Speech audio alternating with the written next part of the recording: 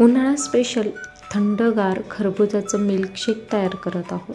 अगदी शरीरामध्ये थंडावा निर्माण व्हावा, त्याचबरोबर अगदी पौष्टिक अशी ही रेसिपी आपण तयार केलेली आहे. यामध्ये खूप सारे ड्रायफ्रूट्स आपण यामध्ये यूज केलेले असल्यामुळे अगदी पौष्टिक अशी रेसिपी आहे. त्याचबरोबर शरीरातील उष्णता कमी करण्यासाठी यामध्ये सब्जाच्या बियांचा वापर केलेला आहे.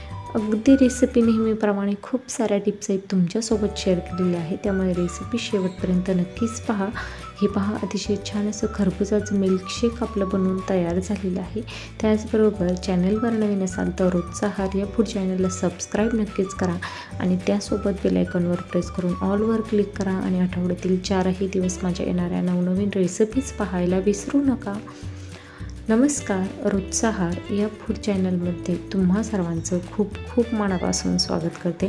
आज आपण उन्हाळा स्पेशल खरबूजचं मिल्कशेक कसं तयार करायचं ते पाहणार आहोत.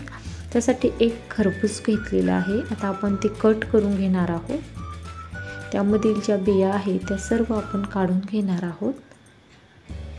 हे पहा, अशा पद्धतीने कट केल्यानंतर त्यामधील ज्या सर्व बिया आहेत त्या काढून घ्यायच्या आहे आणि व्यवस्थित असं कट करून घ्यायचं आहे.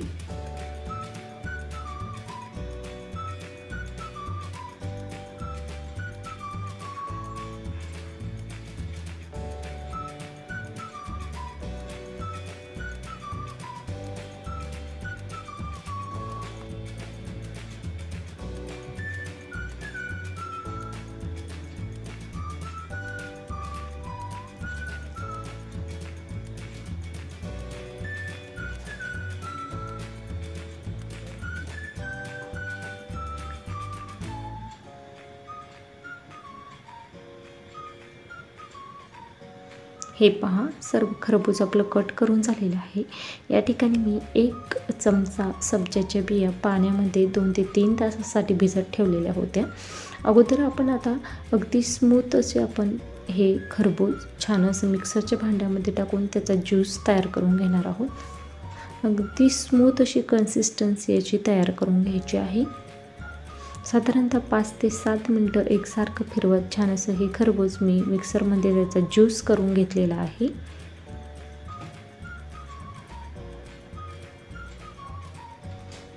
त्यानंतर आपण ते काढून घेतलेलं आहे. हे पहा, अगदी छान असं स्मूथ वाटून घेतल्यानंतर यामध्ये आपल्याला मिल्कशेक आहे त्यामुळे दूध आपण यामध्ये टाकून अगदी 1 मिनिटासाठी फिरवून घेणार आहोत. साधारणतः 2 कप एवढं दूध मी या ठिकाणी वापरलेलं आहे.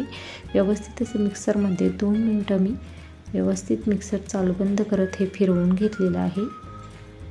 या कपाच्या मापाने मी 2 कप एवढं दूध टाकलेलं होतं.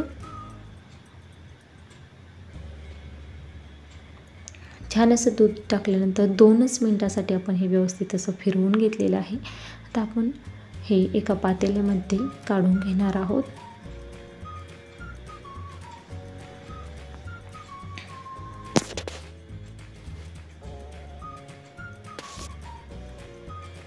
हे पहा, छान घट्टसर असं आपलं हे मिल्कशेक तयार झालेलं आहे. आता याची जी पौष्टिकता आहे आणखीन वाढावी यासाठी आपण यामध्ये सब्जाच्या बिया ॲड करणार आहोत. या सब्जाच्या बिया मी 2 ते 3 तासासाठी भिजत ठेवलेल्या होत्या. साधारणतः 1 ते 1.5 चमचे एवढ्या सब्जाच्या बिया होत्या. या सब्जाच्या बिया उन्हाळ्यामध्ये आपल्या शरीरासाठी खूप पौष्टिक असतात, त्यामुळे आपल्या शरीरातील उष्णता कमी होण्यास मदत होते. त्यानंतर यामध्ये आपण बारीक कट करून घेतलेले काही ड्रायफ्रूट्स ॲड करणार आहोत. यामध्ये सुरुवातीला मी काजू टाकत आहे. साधारणतः 4 ते 5 काजू घेतले होते. 4 ते 5 बदाम घेतलेले आहे. त्यानंतर पिस्ता घेतलेला आहे. आता सर्व आपण यामध्ये अगदी व्यवस्थित असं मिक्स करून घेणार आहोत.